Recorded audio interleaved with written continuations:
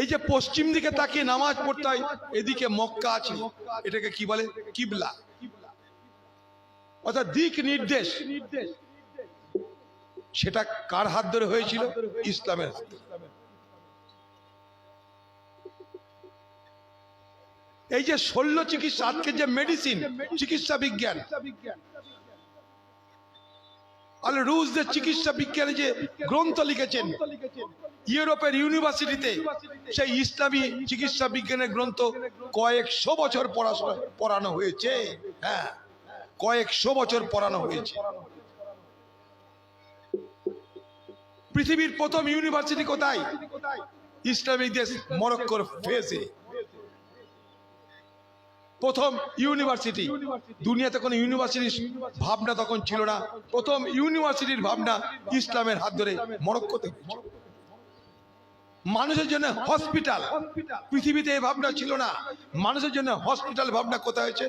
ইজিপ্টে। খোঁজ নিয়ে দেখুন, ইতিহাসে দেখুন।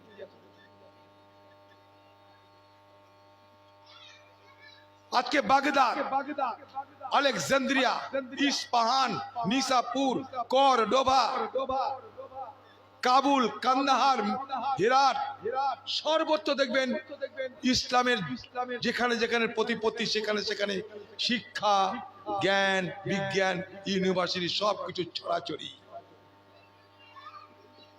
তাই বলে কি ইসলামকে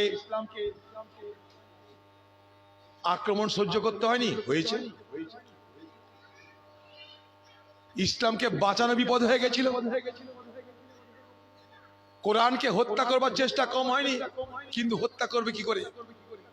কোরআনকে মুখস্থ করে বুকের মধ্যে জমিয়ে দিয়েছে।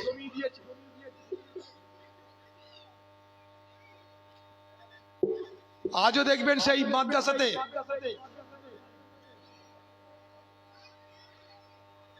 কোরআনকে মুখস্থ করিয়ে বুকের মধ্যে ধারণ করা হয়। গোটা কোরআন গড়গড় করে মুখস্থ বলতে পারে। আপনি কোরআন পুড়িয়ে, কোরআন লুট করে, কোরআন নষ্ট করে কি করবেন? বুকের মধ্যে কোরআন পড়াছে মুসলমানের, কোথায় যাবে? পারেনি। তাই তো ইসলাম বেঁচে আছে। ইসলামকে সংগ্রাম করতে হয়েছে, কিন্তু সেই সংগ্রামে বারবার তার জিত হয়েছে। কেন জানেন? সেই লড়াই আদর্শ ছিল, আদর্শের জিত। নবী নিজে বিশ্বাস করতেন যে যদি শান্তিপূর্ণ বাতাবরণ না থাকে তাহলে ইসলামের প্রচার হয় না, প্রসার হয় না। কুরাইশরা বারবার আক্রমণ করছে নবীকে। নবীর ক্ষমতা ছিল না তা নয়,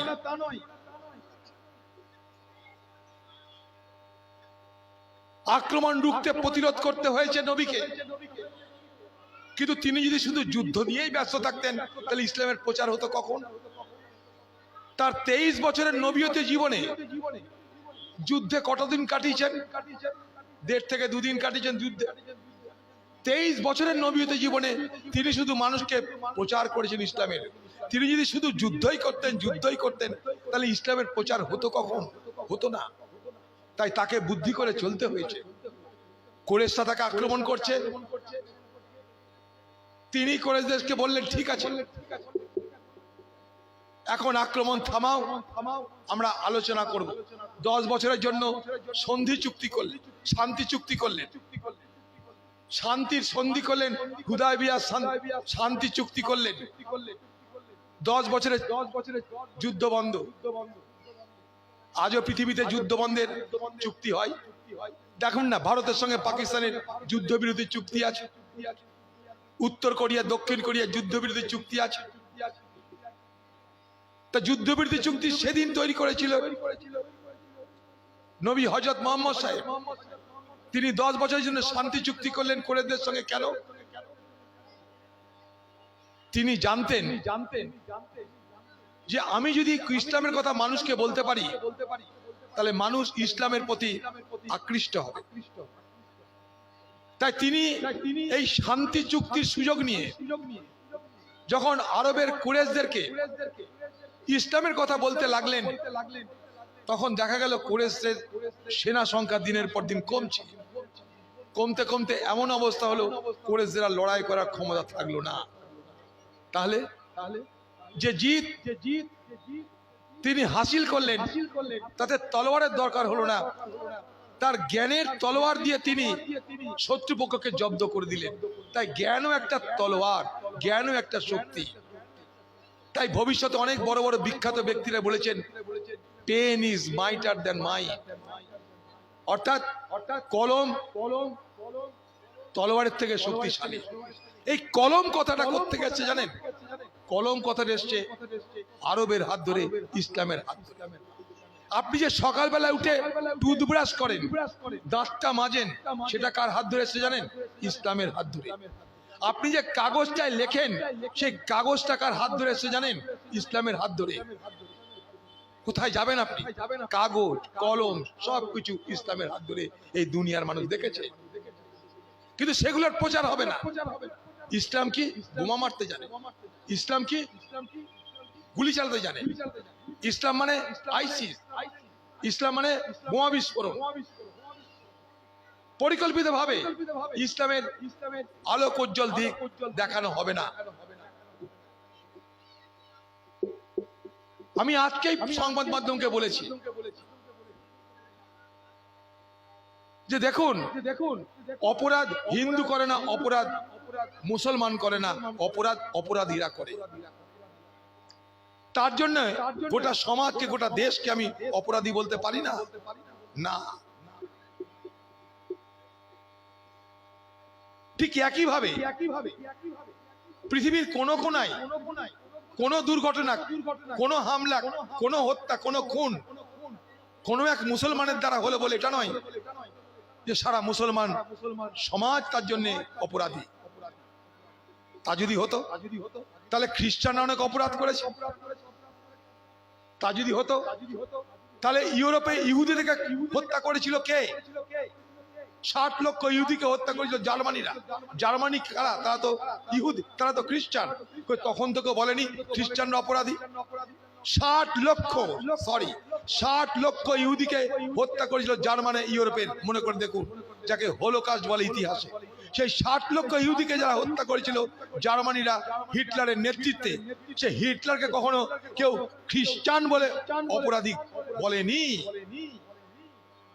বলেছে না। ফারাকটা বুঝবার চেষ্টা করবেন। এইভাবে যুগ যুগ ধরে ইসলামকে দুর্বল করা, কলঙ্কিত করা, হেনস্থা করার প্রক্রিয়া চলেছে। কিন্তু ইসলাম বিশ্বাস করে তার আদর্শে। তাই ইসলাম হচ্ছে কি? এক নব ধর্ম। সব থেকে নবীন ধর্মের নাম ইসলাম। সব থেকে সজীব ধর্ম, সব থেকে প্রাণবন্ত ধর্মের নাম, প্রাকৃতিক ধর্মের নাম ইসলাম। তাওহীদি শক্তির যারা ইবাদত করে তাদের নাম ইসলাম। তাই আমি যারা এখানকার শিক্ষক কুল আছে তাদেরকেও বলবো যে ইসলামের স্বর্ণ যুগ, সেটাও যেন মানুষকে জানানো হয়। আমরা নিজেদের মধ্যে আবদ্ধ থাকবো না আলোচনায়। আজকে এক অদ্ভুত বাতাবরণ চলছে দেশে।